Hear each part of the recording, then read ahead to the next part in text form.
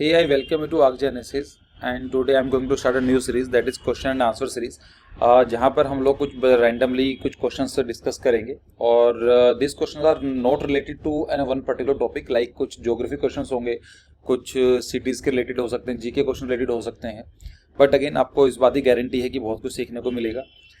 जो हमारे स्टूडेंट्स हैं so I just ask them some question, तो उन लोगों ने कुछ क्वेश्चन डिस्कस किए और बाय चांस मैं अपने जो नॉर्मल सिटी में नहीं हूँ, I am out of the station for the next 3 to 4 days और यहाँ पर इंटरनेट का थोड़ा इशू है तो मैं यहाँ लाइव क्लास नहीं ले सकता हूँ। सो आई थॉट कि it is better to make a video and should be available publicly to all the students, क्योंकि क्वेश्चन ऐसे हैं जो सभी के साथ कहीं ना कहीं सभी बच्चों के दिमाग में आ रहे होंगे। बट बिफोर आई स्टार्ट, तो आप मुझे जुड़ना चाहते हैं इंस्टाग्राम पर, ये मेरा टेलीग्राम चैनल है। काफ़ी बच्चों की क्वेरीज आ रही हैं सर टेलीग्राम चैनल का लिंक नहीं मिल रहा है, तो this is a Telegram channel और यूट्यूब पर आप देख रहे हैं मुझे और आप मुझसे जुड़ना चाहते हैं तो इंस्टाग्राम पर ही फॉलो कर लें। वहाँ पर हमने क्वेश्चन आंसर सीरीज भी स्टार्ट की है। और आज का पहला क्वेश्चन है, आप लोगों से इसका जवाब देना है आपको। Statue of a body of lion and head of a man is known as. Very very important question. इस क्वेश्चन का जवाब आपको मिलेगा वीडियो के एंड में, लेकिन मैं चाहता हूं कि आप लोग कमेंट सेक्शन में इसका सब जवाब दें, ठीक है।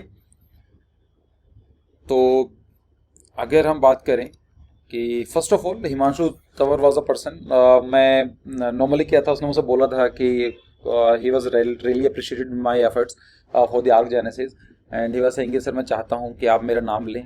तो उसका परसेंटाइल भी आई थिंक 99.5 है, कुछ इतनी अच्छी परसेंटाइल है। आई विश कि from the Arkgenesis family I wish कि उनको इंडिया का बेस्ट कॉलेज जहाँ पर भी चाहते हैं उसका एडमिशन मिले। लेकिन थोड़ा एक चीज़ समझनी पड़ेगी। देखो कभी कभी क्या होता है, व्हाट आई पर्सनली फील कि मैं इंस्टाग्राम पर या फिर यूट्यूब पर या फिर जो व्हाट्सएप पर मैं इतना एक्टिव नहीं रहता हूँ। नॉर्मली क्या होता है कि यहाँ पर एक टीम काम करती है तो जिसको मैसेज मिलता है उसका रिप्लाई कर देते हैं। तो बाई चांस अगर मैंने आपको ठीक से रिप्लाई नहीं किया है या आपका हम लोग नहीं समझ पाते हैं कि है ना, कभी कभी ऐसा हो जाता है, तो आप समझो ये मेरा कभी कभी नहीं होता है, लॉजिस्टिक इश्यूज होते हैं, इसकी वजह से थोड़ी प्रॉब्लम आ जाती है। और जैसे ही कुछ मैं किसी चीज़ का जवाब नहीं दे पाता हूँ तो उसका मतलब ये है कि बाई चांस रह गया होगा, तो आप प्लीज़ उसको दोबारा बताइए या फिर दोबारा पूछेंगे तो उसका जवाब बाई चांस मुझे मिल जाता है। मतलब वो क्वेश्चन मेरे पास पहुंच जाता है नॉर्मली, अगर कोई चीज़ बार बार होती है या फिर नॉर्मली जो टीम होती है उसको जवाब दे देती है। तो मैं आपसे इंटरेक्ट थोड़ा कम करता हूँ व्हाट्सएप पर या फिर उन चीज़ों पर। खैर एनीवेज, जैसे आकाश प्रजापति हैं, इनका क्वेश्चन था कि सर आप प्लान के ऊपर जैसे मुगल्स के 4 बाग होते हैं वैसे ही कुछ प्लान व्यू के बारे में बताइए। दैट इज मेरे हिसाब से, मैं समझा नहीं क्या बोलना चाह रहे थे आकाश, बट आई कंसिडर कि वो बात कर रहे थे कि आपको गार्डन डिजाइनिंग के बारे में बात करनी है। 4 बाग जो होता है गार्डन डिजाइनिंग का आता है। बट बिफोर आई स्टार्ट, आपको मैं एक चीज़ बता देता हूँ कि हमारे जो क्रैश कोर्स हैं वो लॉन्च हो चुके हैं, आप उनको ज्वाइन कर सकते हैं और ये सेकंड लास्ट बैच है, एक बैच और होगा एंड दैट्स इट। उसके बाद हम लोग दूसरा कोई कोर्स लॉन्च नहीं करेंगे सीजन में। तो आप कोर्स ज्वाइन करना चाहते हैं तो आप प्रिंटिंग मटेरियल, यहाँ पर हम लोग प्रिंटिंग मटेरियल आपको प्रोवाइड कराते हैं। It is going to 11 booklets, around 1200 pages होते हैं, 1200 पेजेस के आसपास होता है। 2.5 किलो 3 किलो का पैकेज बनता है और पूरा का पूरा मटेरियल दिया जाता है। क्लासेस होती हैं हमारी 20, 22, 24 तक क्लासेस होती हैं, डिपेंड करता है बैचेज टू बैचेज। और जो टेस्ट है हम लोग टेस्टेज भी नाटक के लिए डेडिकेटली टेस्टेज हम लॉन्च कर चुके हैं। ये सब के सब आपको मिलेगा 15,000 रुपये के अंदर। It is like quite reasonable, जिसके अंदर आप बहुत अच्छी अपनी रैंक इंप्रूव कर सकते हैं। एक बार हमारी क्लास देखते हैं, क्वालिटी है जो हम लोग वीडियोस बनाते हैं उनसे कई गुना क्वालिटी हमारी अदर क्लासेस में होती है, क्योंकि उसमें डिस्कशन की एक लिमिट नहीं होती है। यहाँ पर मुझे पता होता है कि 10 मिनट 15 मिनट से लंबा डिस्कशन नहीं कर सकता हूँ, but in the class we have around 1.5 hour discussion, ठीक है। तो अगर हम बात करें, देखो टाइप्स ऑफ गार्डन को हम लोग 2-3 कैटेगरी में डिवाइड कर सकते हैं। एक गार्डन कर सकते हैं फॉर्मल गार्डन। फॉर्मल गार्डन का मतलब क्या होता है, जो एक फॉर्मल होता है, एक सिस्टम होता है, उसके जो रूल्स और रेगुलेशन को फॉलो करता है। सिमेट्रिकल होता है और ज्योमेट्रिकल रिजेंबल्स अ कारपेट और कॉल्ड द फॉर्मल गार्डन। मतलब क्या है, जैसे एक फॉर्मूला टाइप का होता है, एक टेक्निक होती है, उसी को ही ध्यान में रखकर बनाया जाता है। That's called the formal garden. जैसे मुगल गार्डन है, पर्शियन गार्डन है या फिर फ्रेंच गार्डन, इटालियन गार्डन को बोला जाता है।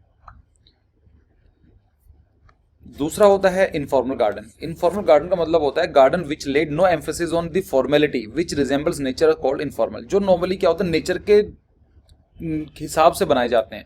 अब नेचर कभी भी देखो स्ट्रेट लाइन में वर्क नहीं करती है। 4 बाग का मतलब क्या बात करूंगा मैं आप लोगों से, लेकिन अगर हम बात करेंगे नेचर के अंदर कभी स्ट्रेट लाइन नहीं होती है, ऐसा कभी नहीं होगा ना आपको, हमेशा जो कर्व लाइन इस टाइप की होती हैं। तो अगर आप इस तरह का डिज़ाइन देखेंगे तो ये क्या होगा, इनफॉर्मल गार्डनिंग में आता है। जैपनीज और ब्रिटिश गार्डन को इनफॉर्मल बोला जाता है।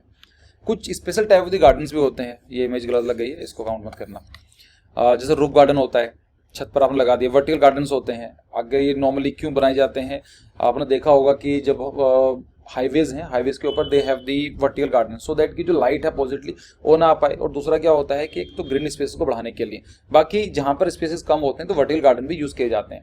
अगर नॉर्मली मैंने एक चीज़ देखी है, जहाँ मैं रहता हूँ वहाँ पर स्पेस की थोड़ी प्रॉब्लम है, तो मेरा बहुत मन था कि वर्टिकल गार्डन मुझे करना है, लेकिन due to some time and the money constraint I could not work out for.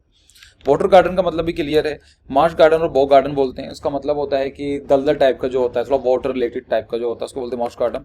और टेरेरियम जो होता है, ये तो आप नेट पर चेक कर लो, फोटो मिल जाएगी आपको, एकदम समझ में आ जाएगा फोटो में देखने के बाद ही।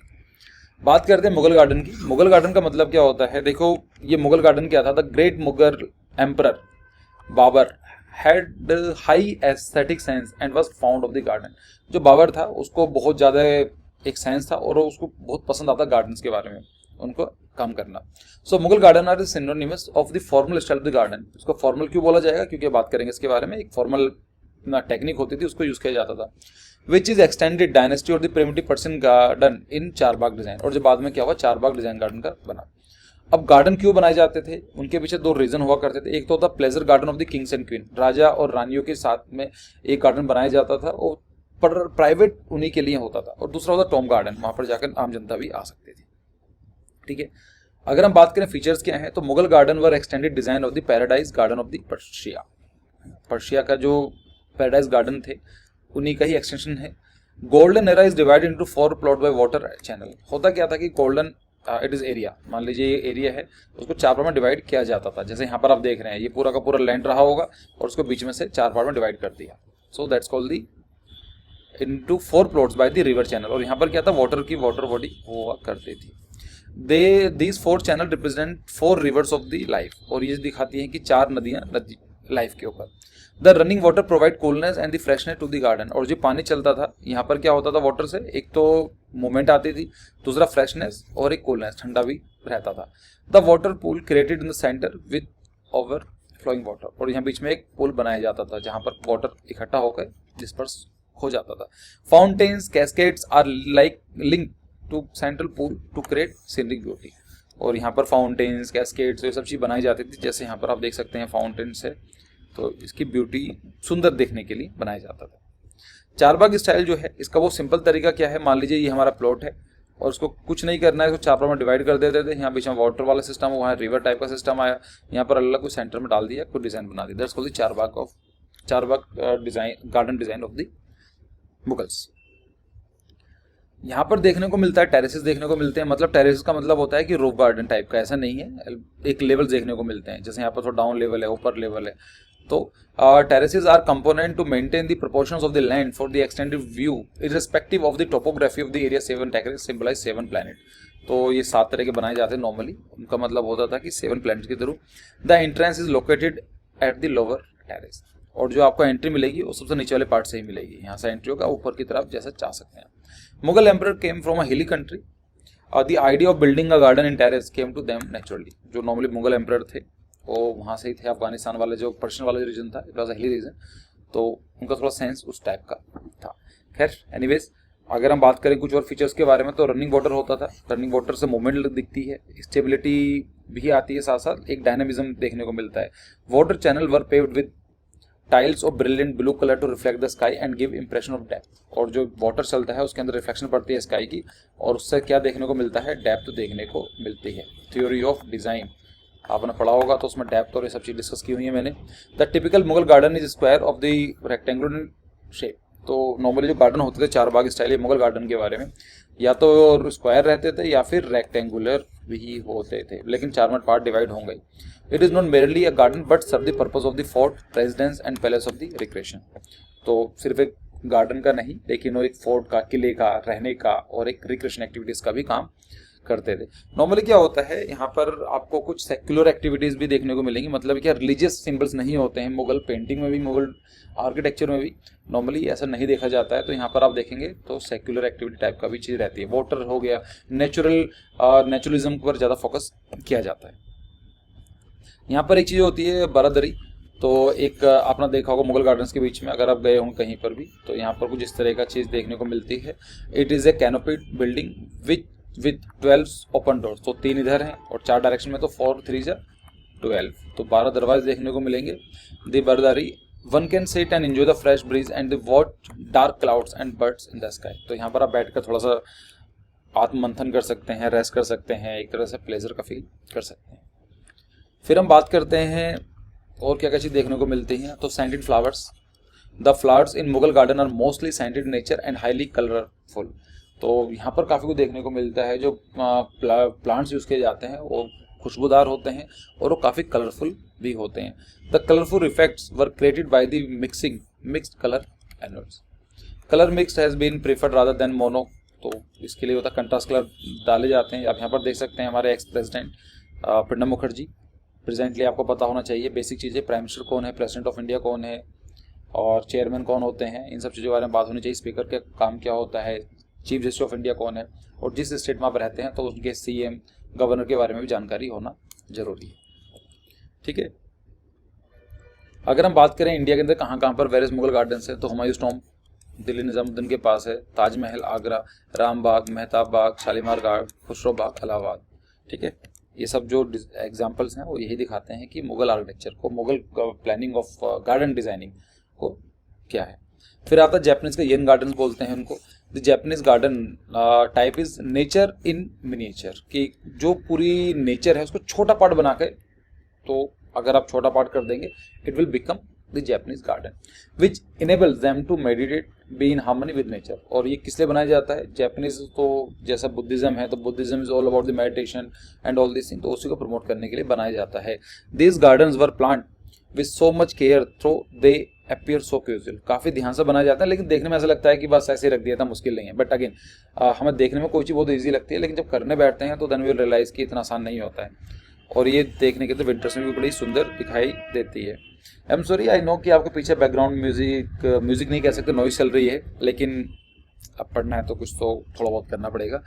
की फीचर्स जैपनीज गार्डन क्या होते थे, these are nature recreated in miniature, तो जो नेचर को छोटा पार्ट बनाया जाता था, जैसे एक बहुत बड़ा माउंटेन है मान लीजिए, उसको छोटा सा वर्जन बना दिया मिनिएचर, है ना, इस तरह से।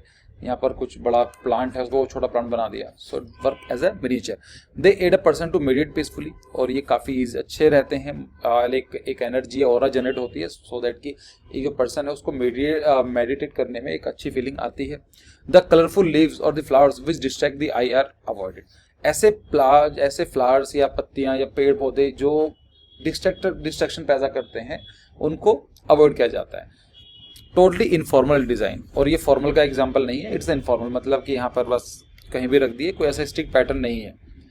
जैसा आप यहाँ पर देखेंगे इस इमेज के अंदर, तो यहाँ पर ऐसा कुछ पैटर्न आपको देखने को नहीं मिलेगा। आज यहाँ पर है, कहीं कुछ दूसरा गार्डन बनाएंगे इसी टेक्निक के ऊपर तो कुछ और डिज़ाइन भी होगा, लेकिन चार बाग वाला ही स्टाइल रहेगा। ठीक है, तो अगर हम बात करें क्या क्या चीज़ देखने को मिलती है, तो यहाँ पॉन्ड्स देखने को मिलते हैं, streams, waterfall, fountain, wells, island, bridge, stone lanterns और पगोड़ा, फेंसेस एंड ये।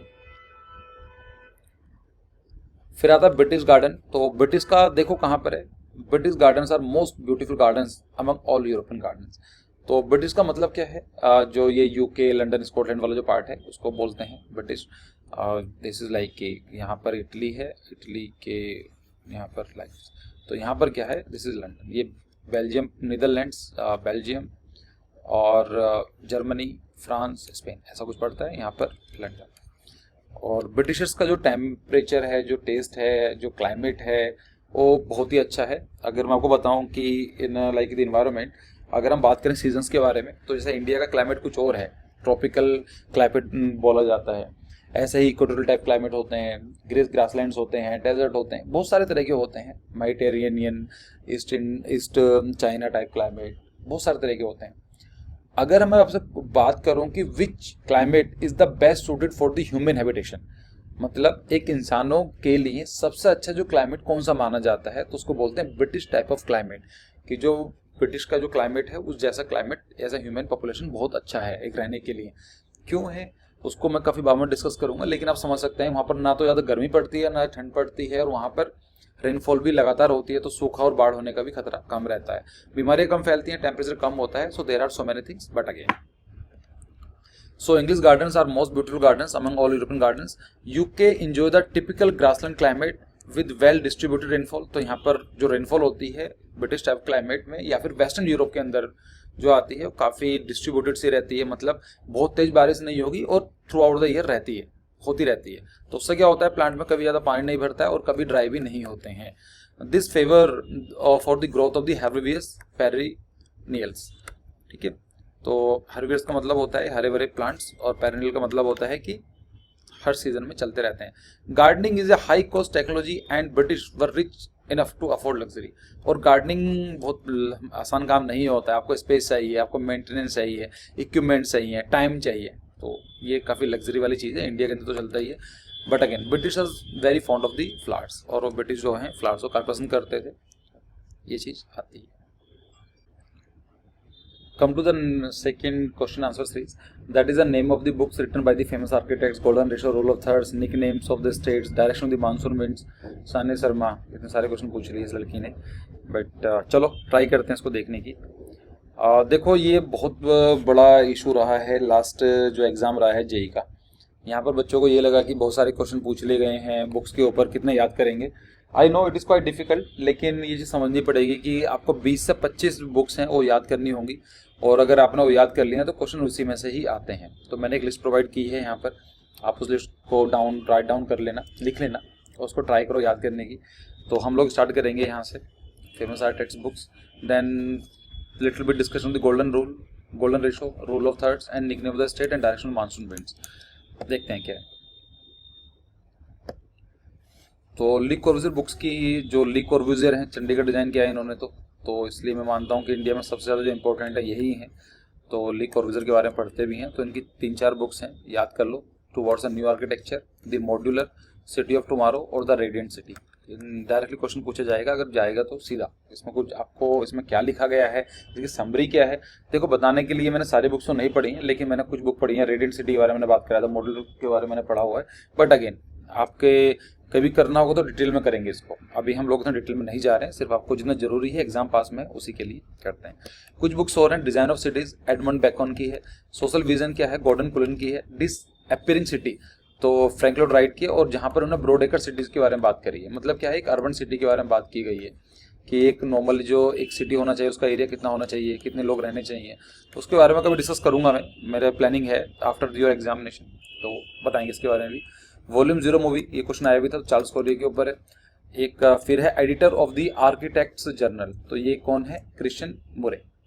फिर आता है encyclopedia of the urban planning, Arnold Whittick, और book on principle and practice of the town and the country planning, Lewis Keeble. देखो बहुत सारी books हैं, इतने सारे आप याद नहीं कर सकते हो, लेकिन जो मैं पिछले 2 दिन से मैंने मेहनत की है, जहाँ पर मैंने बुक्स देखी हैं, लास्ट ईयर क्वेश्चन आए हैं, मैंने गेटे क्वेश्चन चेक करे हैं, वहाँ से मैंने लिस्ट बनाई है। तो आने की तो इससे बाहर भी आ सकता है, बट आई कंसिडर कि इससे बाहर क्वेश्चन नहीं आएगा, इतना कर लोगे आपके लिए काफ़ी है। कुछ बुक्स और हैं, 10 बुक्स ऑन आर्किटेक्चर, विट्रूवियस। फिर आता है डी आर्किटेक्टुरा, विट्रूवियस की है। 7 lamp of architecture, Ruskin Bond, very very important. The stone of Venice, Ruskin Bond है। City of tomorrow, Peter Hall. The language pattern, Christopher Alexander and Murray Silverstein. और house form and culture, Amos Rapoport. और एक list और है, time saver standard for planning, site planning, Joseph De Chiara. The place in the shade, Charles Correa, ये इनको तो याद कर लो, जो इंडियन है कम से कम। Urban and regional planning, G K Gowda. Cyril vision, Gordon Cullen की है। Bringing architecture to the new level, Maria Lehman. और metropolis of tomorrow, Hugh Ferriss. मैं जब इनको पूरा सब, अच्छा अभी एक और भी रहती है, ओके हाँ आपको ये भी याद करनी है। आई थिंक 6 18 20 बुक्स हैं, इन सबको याद कर लें, रट्टा मार लो इनका बैठ के। Fundamental of the modern town planning, GK Hiraskar. City of involution, sir Patrick Geddes. मैंने बताया था कि अगर आप प्लानिंग की प्रिपरेशन कर रहे हैं और पैट्रिक के जी के बारे में नहीं पता है तो आप प्लानिंग किसी भी काम की नहीं है, बिकॉज इज लाइक द 1% सबसे ज़्यादा जो जरूरी है। अर्बन एंड रीजनल प्लानिंग, के गौड़ा। फिर आता है image of city, Kevin Lynch, ये क्वेश्चन आ चुका है एक बार गेट में। Complexity and the contradiction in the architecture, Robert Venturi. Architecture of city, Aldo Rossi. An essay on architecture, Marc Antoine लॉगियर।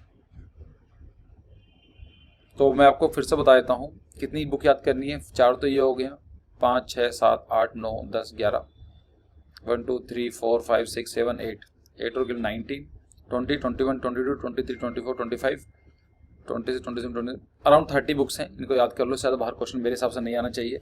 जब पढ़ रहा था मैं तो थ्योरीज के बारे में मैंने देखा, तो कुछ थ्योरीज भी हैं, बहुत ज़्यादा इंटरेस्टिंग है। मोस्ट ऑफ द स्टोरीज जो थ्योरीज हैं मैंने पढ़ी हुई हैं, लेकिन इनको बताने के लिए मुझे कम से कम आधा घंटा चाहिए। बट अगेन आपके लिए क्या है, अगर आप करना चाहते हो specifically for the planning purposes, अगर कोई बी प्लानिंग का एग्जाम दे रहे हैं तो ये तो यार कर ही लेना यार। ग्रोथ पॉल थ्योरी फ्रैंकियोस पेरेक्स की है, बैलेंस ग्रोथ थ्योरी जो है रैगनर नर्के की है, अनबैलेंस ग्रोथ जो थ्योरी क्या है एचओ हिचमैन की है, pattern language theory Christopher Alexander, defensible space theory Oscar Newman, garden city Ebenezer Howard, Radburn a town of the motorised age Clarence Stein and the Henry Wright. तो ये book एक red burning city का नाम दिया था, एक यूटोपियन सिटी बताया था इन्होंने कैसा होना चाहिए। इस तरह से एक जब वहाँ सब पर इंडस्ट्रियल रेवोल्यूशन स्टार्ट हुआ और पता लगा था कि इन फ्यूचर लोगों के पास गाड़ियाँ जाएंगी, तो प्लानिंग की थी अपने हिसाब से क्या है, ठीक है। फिर आता है कि लीनियर सिटी कंसेप्ट जो है सूर्या वाई माता जी ने दिया है, multiple nuclear concept Harrison Ullman, concentric zone concept Burgess, sector model Hoyt, satellite town Raymond Unwin. Satellite town का मतलब क्या होता है, दिस इज ओनली दिल्ली, और दिल्ली के थोड़ा सा दूर रहता है, इसको बोलते हैं हम लोग जैसे मेरठ है, तो मेरठ का मतलब है इसको सैटेलाइट टाउन बोला जा सकता है। जो आपस में साइज का डिफरेंस होता है, पास पास रहते हैं, लेकिन दोनों की हिस्टोरिकल और कल्चरल वैल्यू अलग अलग होती है। मतलब मेरठ ऐसा नहीं है कि नया बनाया आपने, मेरठ बहुत पहले से था, लेकिन दिल्ली ग्रो ज़्यादा हो गया। दिल्ली से कैपिटल रहा है मुगल के टाइम से तब तक। दो फैक्ट और याद कर लो, फादर ऑफ कंजर्वेशन गिफर्ड पिचर्ड और father of American architecture Daniel Barham. ये क्वेश्चन पूछे जा सकते हैं, जैसे हार्टेड के बारे में बात की जा रही है तो आई कंसिडर कि ना जेई में पूछे जा सकते हैं क्वेश्चन, ठीक है। तो हमने बुक्स के बारे में पढ़ लिया अभी, और फिर एक था गोल्डन रेशो के बारे में जानकारी चाहते थे। तो गोल्डन रेशो का मतलब कैसे, नाम से पता चल रहा है गोल्डन और रेशो कि एक बहुत अच्छा सुनहरा एक रेशो रहा होगा, मतलब जो बहुत ही परफेक्ट है एक तरीके से। फॉर्मूला क्या होता है, A upon B upon A is equal to A upon B. मतलब क्या है, देखो इसको सिंपल है कि मान लीजिए ये मैं पार्ट लेता हूँ, इसको इतना लेता हूँ, this is A and this is B, this is A and this is B. तो ए अपॉन बी अगर मैं बात करूं कि जो बड़े वाला पार्ट है अपन छोटे वाला part is equal to A plus B upon A, मतलब इन दोनों को मिक्स मिला के और अपॉन आधा, तो ये कितना आएगा 1.618033 समथिंग आता है। इसको याद कर लेना, 1.81 इसको माना जाता है। तो देखो गोल्डन रेशियो के ऊपर तो वीडियो बनाना चाहूँ तो मैं बना सकता हूँ कम से कम आधा पौना घंटे की डिस्कस करने के लिए, इट इज़ इन डिटेल। लेकिन आप समझ सकते हैं कि ये माना जाता है कि जो नेचर के अंदर मोस्ट ऑफ थिंग्स नेचुरली इस जो रेशो को फॉलो करती हैं।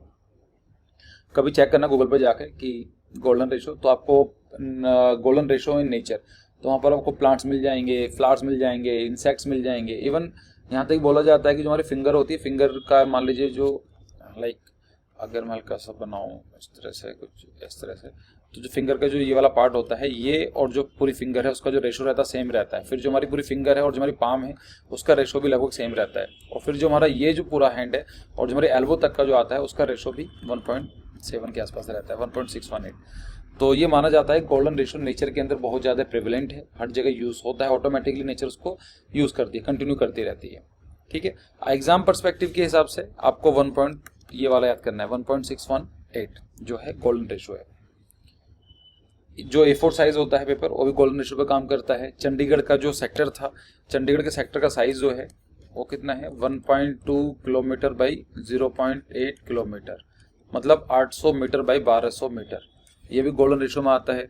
चंडीगढ़ के जो डोर्स बनाए गए थे, जो उसका जो डोर इस तरह के बनाए जाते थे, इस तरह से एक पार्ट बड़ा और एक पार्ट छोटा, ये भी गोल्डन रेशो में ही बनाए जाते थे। तो चंडीगढ़ तो खैर मेरा फेवरेट टॉपिक है क्योंकि मैं चंडीगढ़ रहा हूँ 5-6 साल, तो उसमें तो काफ़ी कुछ डिस्कस कर सकते हैं। बट अगेन गोल्डन रेशो के अंदर आपको कभी डिस्कस करेंगे, लेकिन एज ऑफ नाउ कि है क्या, एक रेशो है जो नेचर के अंदर बहुत ज़्यादा प्रेवलेंट है और चीज़ अच्छी लगती हैं अगर आप उसको फॉलो करते हैं कोई भी चीज़। तो फिर इसी से मिलता जुलता आता है रूल ऑफ थर्ड्स। देखो अगर मैं आपको कोई इमेज देता हूँ, मान लीजिए कोई कैनवस है, उसको मैंने आपको ये वाला पार्ट दिया, तो ऐसा तो है नहीं कि इसमें बहुत सारे एलिमेंट्स होंगे, कुछ पार्ट्स ऐसे होंगे जहाँ पर हमारी जो आई है ज़्यादा फोकस करेगी ऑटोमेटिकली। जिन पार्ट्स पर हमारी आई फोकस करती है तो हम बेटर है कि वहाँ पर मेन ऑब्जेक्ट रखें। होता है ना कि हम लोग कोई चीज़ है, मान लीजिए किसी की शादी है तो दूल्हा और दुल्हन को बहुत सुंदर बनाया जाता है, क्यों, फोकस वहाँ ही रहता है। उसको अच्छा अगर वही खराब होंगे तो बेकार है ना। सेम चीज़ अगर मान लीजिए कोई कैनवस है, कोई इमेज है, तो उसमें ये देखा जाता है कि जो हमारी आईज हैं और नॉर्मली इन जो इनको हम तीनों पार्ट में डिवाइड कर देते हैं, 3 part vertically, 3 part horizontally and vertical. तो जो इंटरसेक्शन पॉइंट आते हैं, ये जो पॉइंट्स हैं ये इंटरेस्टिंग पॉइंट्स होते हैं। ये माना जाता है कि यहाँ पर जो मेन ऑब्जेक्ट है वो रहना चाहिए, तो उसके अंदर ऑटोमेटिकली ही आपकी फोटोज अच्छी आ जाती हैं। जब आप कुछ भी कंपोजिशन बना रहे हैं, it is going to work out like this. कुछ बच्चों की ड्राइंग बहुत अच्छी होती है लेकिन एग्जाम में नंबर इतने नहीं आते हैं, खासकर जेई के अंदर। ड्राइंग नाटा तो हटा ही दिया है। उसके पीछे एक रीज़न ये भी बोला जाता है कि जो मुझे ऐसा फील होता है कि जो लोग इन सब चीज़ों को फॉलो नहीं करते हैं। अगर मान लीजिए आप कंपोजिशन बना रहे हो तो आपको इन सब चीज़ों को करना चाहिए, क्योंकि ये सब आपको लगता है ऐसा कौन देखता है, लेकिन जो फोटोग्राफर होते हैं, जो एग्जामिनर होते हैं, जो आर्टिस्ट होते हैं, उनको एकदम से फील हो जाता है कि ये चीज़ बनी हुई है। तो ये वाली चीज़ आती है कि 41% of the user focus hair first, और सबसे ज़्यादा फोकस यहाँ पर करते हैं इस पॉइंट पर। तो आप समझ सकते हैं कि जो ये पॉइंट है, अगर नॉर्मली 41% लोग जो हैं इस पर फोकस करेंगे, बाकी बचे हुए 25% इस पर करते हैं, बाकी 20 और ऐसा। तो जो आपका जो ऑब्जेक्ट होना चाहिए वो object has to be here. जैसे अब हम फोटो के बारे में बात करें, ये आपको इमेज अच्छी लग रही होगी लेकिन ये अच्छी नहीं है इमेज। क्यों? क्योंकि जो मेन फोकस है हमारा यहाँ पर है, जो इंटरसेक्शन है यहाँ पर नहीं हुआ है। यहाँ पर बोल सकते हैं कि ओरिजिन मेंटेन करने की कोशिश की गई है, लेकिन ये सेंटर के अंदर कोई ऐसा जो मेन ऑब्जेक्ट है वहाँ पर फोकस पहुँचा ही नहीं है। तो अगर फोकस ये कहीं यहाँ पर होता, इस जगह ये दोनों बंदे होते, तो और अच्छी इमेज लगती, बैलेंस लगती। इसको बोलते हैं रोल ऑफ थर्ड। और इमेज दिखा देता हूँ मैं। जैसे ये इमेज है, तो आप इमेज के अंदर देखेंगे, मैं इसको अगर रोल ऑफ थर्ड के हिसाब से देख कर बनाता हूँ तो it is going to be like this. तो यहाँ पर कुछ भी चीज़ ऐसी नहीं है जो सेंटर में आ रही है, लेकिन अगर आप इसी को कंटिन्यू करेंगे, आप यहाँ देखेंगे तो ये क्या है, तो ये जो फोकस है यहाँ पर आ गया है, वर्टिकल एक्सिस मैच हो गया है इसका हॉरिजन। इसका मतलब क्या है कि this right image is better than this. तो अगर बाई चांस को नंबर में 30 नंबर देता हूँ आउट ऑफ 50, तो मैं इसको आई थिंक 40 नंबर दूंगा। क्यों? क्योंकि ये बेटर कंपोज है। बेटर कंपोज कैसे है? क्योंकि इसके अंदर रूल ऑफ थर्ड्स का यूज़ किया गया है। सेम चीज़ यहाँ पर भी आती है। आप ये देखेंगे इमेज इज नॉट गुड, क्योंकि ये है ही नहीं। अगर आप इस इमेज को देखेंगे तो आप देखेंगे कि यहाँ पर जो मेन ऑब्जेक्ट है, जो लेडी है, ये यहाँ पर पूरे यहाँ पर रखा गया है, और जो मेन ऑब्जेक्ट है यहाँ पर डाला गया है। तो यहाँ पर क्या इमेज कंपोज्ड है, बैलेंस्ड है, सही चीज़ देखने को मिल रही है। फिर एक क्वेश्चन था कि स्नेहा का, नॉट स्नेहा एक्चुअली, सानिया का, name of the book written by the famous architects, golden ratio, rule of thirds, nickname of the states. तो जो स्टेट्स के जो निकनेम्स हैं, अलग अलग स्टेट्स के हैं, सिटीज़ के नाम हैं। देखो ये तो वैसा हार्डकोर जीके में आता है, बट अगेन मैं थोड़ा सा इसको भी डिस्कस करना चाहता हूँ। तो मैंने लिंक डाल दिया है, यहाँ पर क्लिक करेंगे तो आपको मिल जाएगा। तो ये नॉर्मली वेबसाइट है, यहाँ पर मैं देख ही रहा था। तो नेम इंडियन स्टेट निकनेम, देखो हिमाचल प्रदेश को क्या बोला जाता है, स्टेट ऑफ ऑल सीजन। यहाँ पर चारों तरह के जो सीजन्स हैं वो देखने को मिलते हैं। फ्रूट बॉल ऑफ इंडिया, क्योंकि यहाँ पर बहुत सारे फ्रूट्स हैं, जैसे ऑरेंज है, एप्पल है, ये सब देखने को मिलते हैं। मैंगो भी देखने को मिलता है। एप्पल स्टेट हो गया, माउंटेन स्टेट को बोला जाता है। यूके को बोला जाता है वैली ऑफ फ्लड्स, तो यहाँ पर तो नेशनल पार्क भी है। और देवभूमि बोला जाता है, क्योंकि यहाँ पर बहुत सारे मंदिर, गंगोत्री, यमुनोत्री, 4 धाम, ये सब चीज़ें देखने को मिलेंगी। पंजाब का मतलब होता है 5 द्वाफ। पंजाब का मतलब होता है 5 और आप सब बना हुआ है। आपका मतलब होता है द एरिया बिटवीन 2 रिवर्स। तो यहाँ 5 रिवर फ्लो करती हैं, तो उसको बोलते हैं land of the 5 reverse. Bread basket of India, क्यों ब्रेड बास्केट? मतलब कि यहाँ पर जो रोटी के लिए हम बनाते हैं, चपाती के लिए, चावल के लिए जो बेसिक फूड होता है, यहाँ से ही आता है। एग्रीकल्चर स्टेट है पंजाब, हरियाणा, वेस्टर्न यूपी। यहाँ पर ही ग्रीन रेवोल्यूशन हुआ था। ग्रीन रेवोल्यूशन ऑफ 1962 के आसपास हुआ था, इंदिरा गांधी जी के टाइम पीरियड में। मणिपुर को बोला जाता है ज्वेल्स ऑफ इंडिया। उड़ीसा को बोला जाता है सोल ऑफ इंडिया, आत्मा। और मध्य प्रदेश नाम से क्लियर है, तो हर्ट कहाँ होता है? सेंटर में होता है, तो हार्ट ऑफ इंडिया बोला जाता है। टाइगर स्टेट बोला जाता है, यहाँ पर बहुत सारे टाइगर देखने को मिलेंगे। झारखंड को मिनरल स्टेट बोलते हैं, ट्राइबल स्टेट बोलते हैं। मिनरल क्यों बोला जाता है? Because there are so many minerals available in Jharkhand, और ट्राइबल पॉपुलेशन बहुत ज़्यादा है, तो इसलिए ट्राइबल स्टेट भी बोला जाता है। हरियाणा को बोला जाता है मिल्क पेल ऑफ इंडिया, और गुजरात को बोला जाता है लैंड ऑफ इपिक्स। केरला को बोला जाता है स्पाइस गार्डन ऑफ इंडिया और गॉड्स ऑन कंट्री। ठीक है, ये चीज़ याद रखना। आसाम को बोला जाता है tea garden of India. Arunachal को orchid state, paradise of the botanist and land of the rising sun. क्यों? क्योंकि ईस्टर्न पार्ट में है, तो जो सनराइज होता है ईस्ट टू वेस्ट जाता है, तो सबसे पहले जो होता है हमारे इंडिया के अंदर अरुणाचल प्रदेश में ही आती है उसकी किरणें। इसलिए बोला जाता है। आंध्र प्रदेश को बोला जाता है कोहिनूर ऑफ इंडिया और एग बाउल ऑफ इंडिया, और मेघालय को बोला जाता है the about of clouds. Basic चीज़ें हैं। कुछ सिटीज़ के नाम भी हैं तो देख लेना यार इनको। जैसे आगरा को बोला जाता है सिटी ऑफ ताज, पेठा नगरी, ठीक है। अहमदाबाद को बोला जाता है Boston of India, Manchester of India. Manchester क्यों? क्योंकि मैनचेस्टर के अंदर ही कपड़े बनते थे, ये कहते हैं ना कि इंडस्ट्रीज हुआ करती थी, तो इंडिया के अंदर रिप्लिका की गई तो मैनचेस्टर में जाकर, जैसा मैनचेस्टर के अंदर it is famous for the cloth industries, same चीज़ अहमदाबाद भी है। इलाहाबाद को बोलते हैं abode of the God, city of prime ministers, तो ये भी है कि प्राइम मिनिस्टर यहाँ से निकलता है। संगम सिटी है, इलाहाबाद का नाम चेंज हो गया है, प्रयागराज हो गया है, याद रख लेना इसको। Amritsar golden city of India, Asansol, Bengaluru, तो बेंगलोर का थोड़ा ये क्या खुल गया,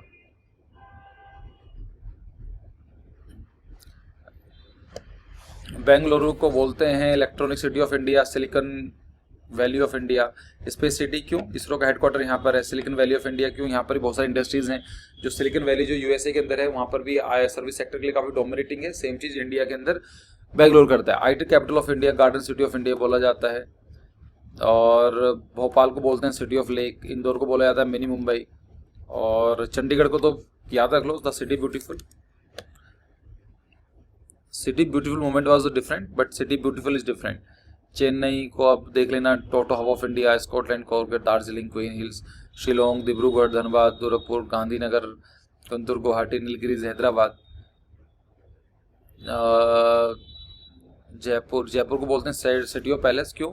पैलेसेस, पैलेसेस दैट इज बहुत सारे यहाँ पर फोर्ट्स हैं, ठीक है। पेरिस ऑफ इंडिया बोला जाता है, पिंक सिटी बोला जाता है। जैसलमेर को बोलते हैं गोल्डन सिटी ऑफ इंडिया क्योंकि वो देखने में थोड़ा येलो कलर का दिखता है।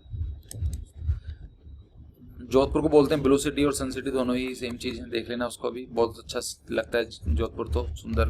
मतलब अगर मुझसे बात की जाए परफेक्टली एक सिटी कैसा लगना चाहिए, तो जयपुर इतना मुझे पसंद नहीं आता है, पिंक सिटी, लेकिन अगर बात करूँ जोधपुर मुझे सबसे प्यारा लगता है मेरी पर्सनल चॉइस के हिसाब से as a city. Kanpur, Kashmir को बोलते हैं स्विट्जरलैंड ऑफ इंडिया। कानपुर को बोलते हैं लेदर सिटी ऑफ वर्ल्ड और the Manchester of the north India, तो समझ सकते हैं लेदर सिटी क्यों? क्योंकि यहाँ पर लेदर का काम किया जाता है। कोची को बोलते हैं gateway to Kerala, queen of the Arabian sea. Kolkata को बोलते हैं सिटी ऑफ जॉय, ये कुछ मैंने पूछा भी था शायद, city of palaces. Cultural capital of India, heaven of the aged. Lucknow को क्या बोलते हैं? सिटी ऑफ नवाब बोला जाता है। शहर हिंद बोलते हैं गोल्डन सिटी ऑफ इंडिया, ठीक है। मदुराई, मालदा, बेंगलुरु, मुंबई, मुंबई का सिटी ऑफ ड्रीम्स बोला जाता है, सपनों की दुनिया। सिटी ऑफ सेवन आइलैंड बोला जाता है। Financial capital of India, gateway of India, Hollywood of India, maximum city, माया नगरी भी बोला जाता है। मसूरी को बोलते हैं क्वींस ऑफ माउंटेन, कुछ नैनीताल को भी बोलते हैं, बट अगेन सबका ऐसा भी हो सकता है कि एक निकनेम दो से ज़्यादा सिटी को दिया हो, ठीक है। तो नैनीताल को बोलते हैं सिटी ऑफ लेक्स, नाम से क्लियर है, नैनी एक लेक है वहाँ पर, ताल मतलब लेक। नासिक को बोला जाता है grape city of India, wine capital of India क्यों? यहाँ पर वाइन्स आती हैं, कौन सी वाइन्स आती हैं यहाँ पर? एक फेमस वाइन है फॉर दी नासिक, नाम दिमाग से निकल रहा है मेरा, आप बताओ अगर आपको याद है तो कमेंट सेक्शन में कौन सी वाइन्स आती है नासिक में। सुला वाइन्स, SULA, सुला वाइन्स। न्यू दिल्ली को बोलते हैं सिटी ऑफ रैलीज, और बाकी आप इसको वीडियो को देख लेना। योगा सिटी बोला जाता है ऋषिकेश को। श्रीनगर को बोलते हैं सिटी ऑफ लेक्स, फिर अगेन ये जाकर सिटी ऑफ ब्लड, तेजपुर, ये सब चीज़ें सारी लिस्ट पड़ी हुई है, यहाँ पर आप देख सकते हैं, ठीक है। जैसे उदयपुर को बताया सिटी ऑफ लेक है, Venice of the east, white city बोला जाता है। सो आई होप कि आपको ये सेशन अच्छा लगा होगा, जिसके अंदर मैंने जो नॉर्मल रैंडम क्वेश्चन हमको डिस्कस किया है। मानसून का एक टॉपिक रहता है, जैसा सानिया ने बताया है, उसको ज़रूरत है, उसको नहीं है, मुझे लगता है कि हर बच्चे को प्रॉब्लम है मानसून के ऊपर, क्वेश्चन बन जाते हैं, तो उसको मैं कितना भी कम से कम आपको बताऊं तो, but I will need 30 minutes, तो मैं I will make a dedicated video for that और आपको मैं यहाँ पर अपलोड कर दूंगा। अगर आप चाहते हैं कि डेडिकेटली जो हमारे कोर्सेज हैं उनको परचेज करना, तो आप परचेज कर सकते हैं, जिसके अंदर हमको 20 से लेकर 22 लाइव क्लासेज होती हैं, जिसके अंदर हम लोग नॉर्मली यही डिस्कस करते हैं। सब कुछ जो डिस्कशन रहता है वो हिस्ट्री का होता है, एप्टीट्यूड का होता है, ड्राइंग का होता है, या फिर कलर थ्योरी का होगा। ड्राइंग की जगह PTQs होंगे तो PTQ का होगा। ड्राइंग का हमारे बैचेज हैं वो IIT JEE और नाटा दोनों के लिए होते हैं। क्लासेस कुछ अलग अलग हो जाती हैं, बट हम चार्ज एक साथ ही करते हैं। मिसलेनियस है के अंदर ये सब चीज़ें आती हैं। और आप जब एनरोल करते हो उसका मतलब है कि उसके बाद वाले जितने बैचेज़ हैं वो आपको वो उसमें एक्सेस आपको फ्री मिलता है। मतलब क्या है इसका, जिन लोगों ने जनवरी वाला बैच ज्वाइन किया था तो जनवरी से जितने बैचेज़ हुए हैं उनको सारे जो बैचेज़ हैं उसकी एंट्री फ्री मिली है। ये सेकंड लास्ट बैच है, एक बैच और होगा most probably but not confirm. तो अगर आप ये ज्वाइन करते हैं तो आपको ये वाला बैच और अगला बैच में एंट्री मिलेगी, ठीक है। तो और दूसरा हम लोग प्रोवाइड कराते हैं प्रिंटेड मटेरियल, जिसके अंदर 11 बुकलेट्स होती हैं जो आपके एड्रेस पर डिलीवर कर दी जाती हैं। और फिर आता है नाटा की टेस्ट सीरीज, जिसके अंदर हम लोग अराउंड 10 और 8 मतलब 6 थोड़ा चेंज हो गया, 16 ऑनलाइन टेस्ट होते हैं आफ्टर द पैटर्न है change dedicatedly on the latest pattern. हम लोग उसके बारे में बात करते हैं। आप ज्वाइन करना चाहते हैं तो इंडिविजुअली 6,000 रुपीज़ ईच है, लेकिन आप कंबाइंड लेना चाहते हैं तो 15,000 रुपये के अंदर आप ये सारा का सारा पैकेज खरीद सकते हैं। So thanks for joining, see you again in the next video.